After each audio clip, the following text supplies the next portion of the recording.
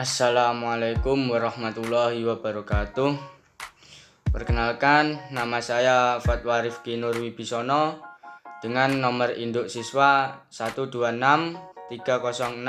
1263062020043. Nama saya Farid Ilham Ferdiansyah, NIM 123606201012.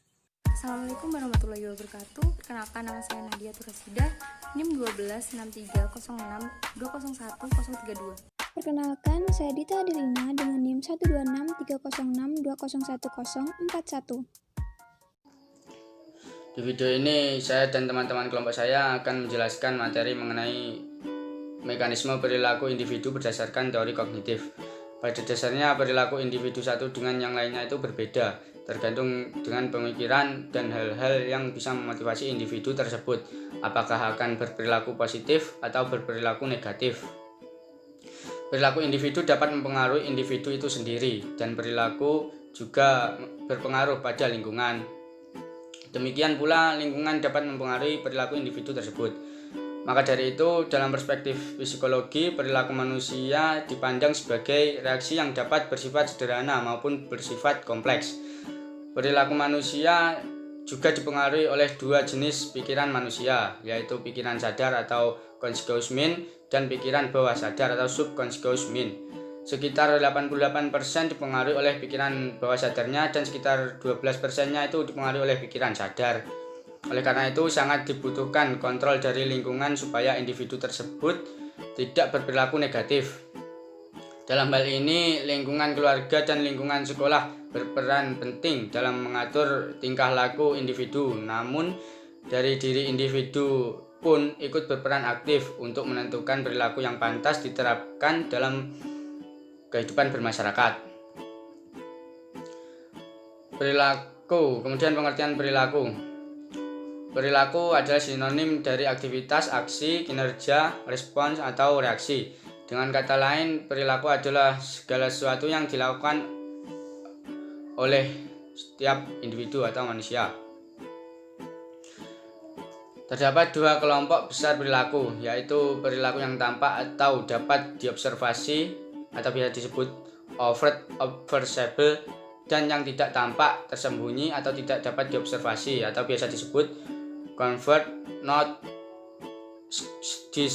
directly observable. Perilaku yang nampak adalah perilaku yang dapat diamati oleh orang lain.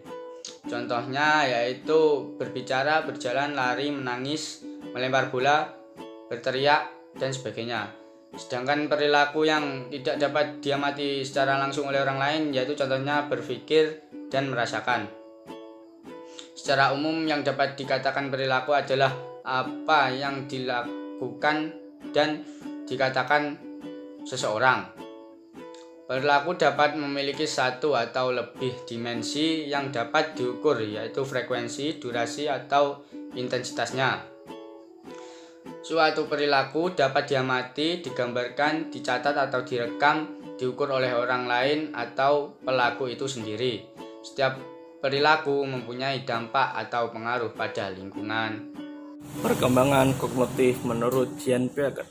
Jean Piaget merupakan salah satu tokoh psikologi kelahiran Swiss yang berjasa menemukan model bagaimana manusia bertindak untuk memaknai dunianya dengan mengumpulkan dan mengorganisasikan informasi. Ide-ide Piaget tentang perkembangan pikiran banyak mempengaruhi teori-teori perkembangan kontemporer. Ide-ide dasar Piaget melakukan serangkaian wawancara dan pengamatan yang seksama terhadap anaknya.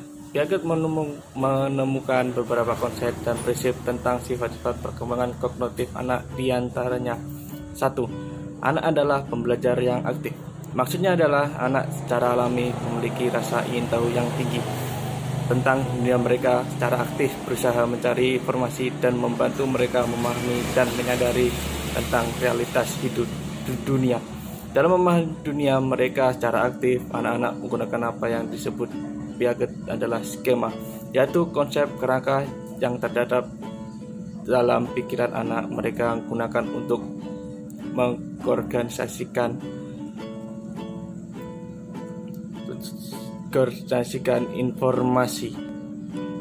2. Anak mengorganisasikan apa yang mereka pelajari dari pengalaman. Maksudnya adalah anak-anak tidak hanya mengumpulkan apa yang mereka pelajari dari berbagai fakta yang terpisah menjadi satu kesatuan. Anak secara gradual atau sedikit demi sedikit membangun suatu perkembangan seluruh tentang bagaimana dunia pergerakan anak seluruh tentang bagaimana dunia bergerak. 3. Anak menyesuaikan diri dengan lingkungan. Dalam menggunakan dan mengadaptasi skema mereka terdapat 2 proses bertanggung jawab, yaitu asimilasi dan akomodasi. Asimilasi terjadi ketika anak memasuki pengetahuan baru ke dalam pengetahuan yang sudah ada, yakni anak mengasimilasikan lingkungan ke dalam satu skema. Sedangkan akomodasi terjadi ketika anak menyesuaikan diri pada informasi baru, yakni sesuai skema mereka dengan lingkungan. 4. Proses ekuilibrasi menunjukkan adanya peningkatan ke arah bentuk-bentuk pemikiran yang lebih kompleks. Menurut Piaget, melalui proses penyesuaian dan akomodasi sistem kognisi, seseorang akan berkembang. Bagaimana terkadang keadaan ekuilibrium, yakni keberadaan keseimbangan antara struktur kognisinya dan pengalaman di lingkungan.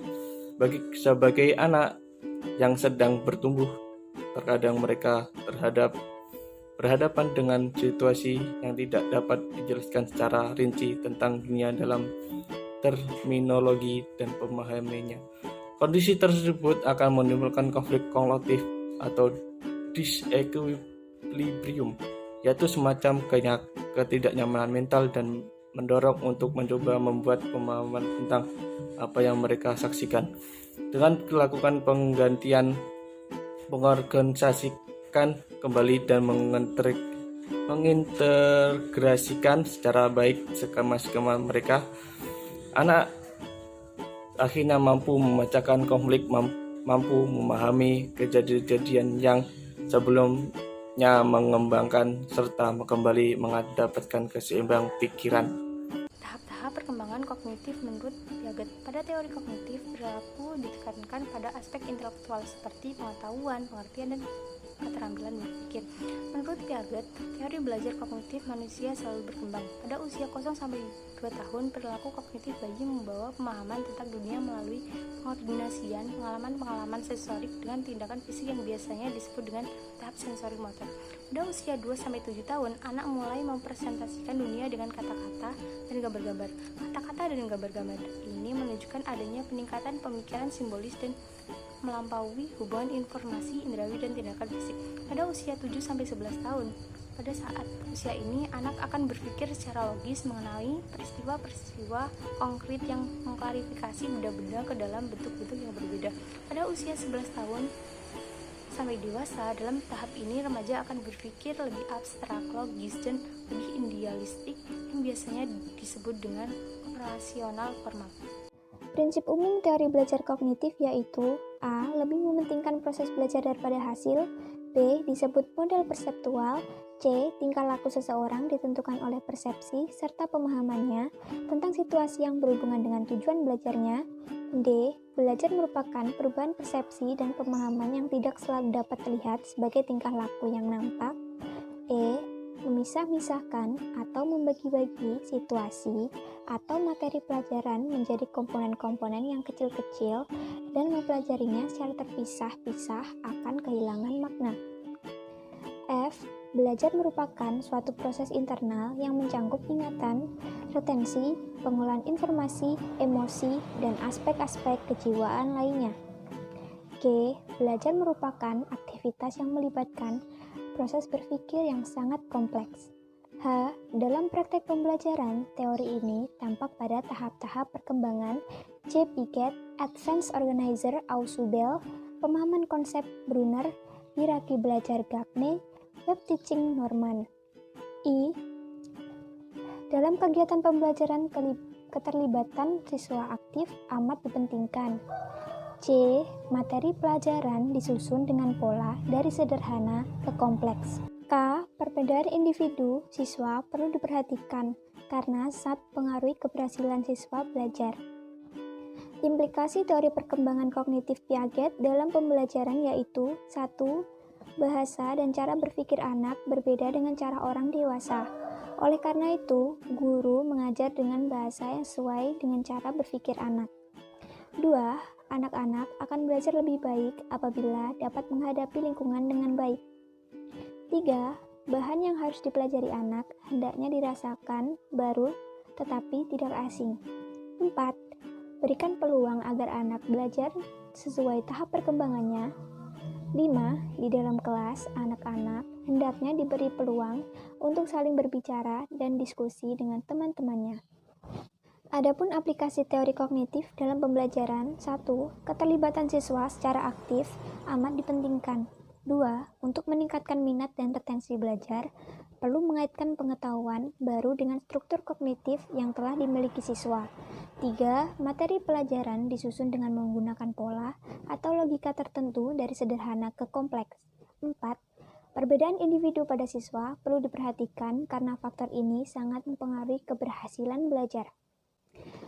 Sekian video penjelasan materi dari kelompok kami. Bila ada kurang lebihnya kami mohon maaf sebesar-besarnya. Wassalamualaikum warahmatullahi wabarakatuh.